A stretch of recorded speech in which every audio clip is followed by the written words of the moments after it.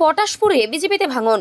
পূর্ব মেদিনীপুর জেলার পটাশপুর 2 নম্বর ব্লকের আর গোয়াল গ্রাম পঞ্চায়েত এলাকার কয়েকটি পরিবার বিজেপি ছেড়ে তৃণমূলে যোগদান করলো। কাথি লোকসভা কেন্দ্রের তৃণমূল প্রার্থী উত্তম বারিক ও কাথি সাংগঠনিক জেলা তৃণমূল কংগ্রেস মুখপাত্র অপরেশ সাঁতরার হাত ধরে 3টি পরিবার বিজেপি ছেড়ে তৃণমূল কংগ্রেসে যোগদান করে।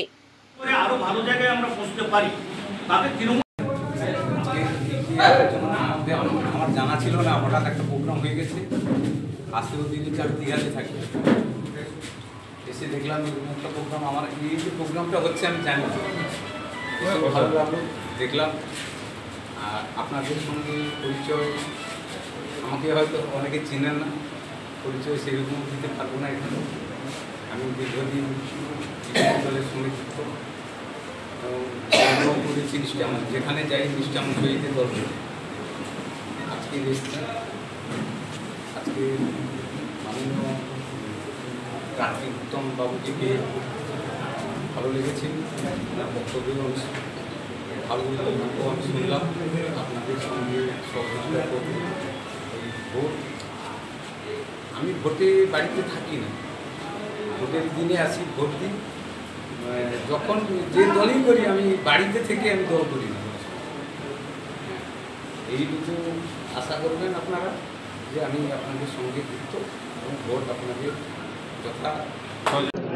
আজকে 700 মাইল থেকে ভারতীয় জনতা পার্টির বুথ সভাপতি সহ তাদের কর্মী সমর্থকরা সর্বভারতীয় তৃণমূল কংগ্রেসের পতাকা হাতে নিয়ে তৃণমূল কংগ্রেসে যোগদান করলেন।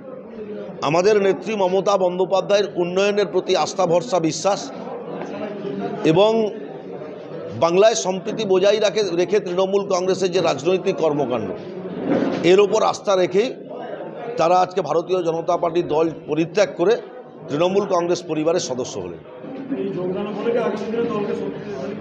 নিশ্চিতভাবে কর্মীর সংখ্যা যত বাড়বে, মানুষের সমর্থন যত বাড়বে, দল তত সংগঠিত হবে, শক্তিশালী হবে।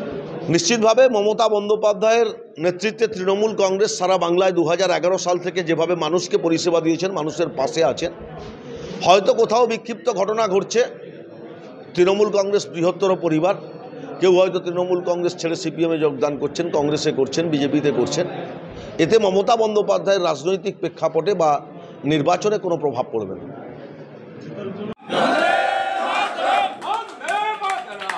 ব্যুরো রিপোর্ট, এখন সংবাদ।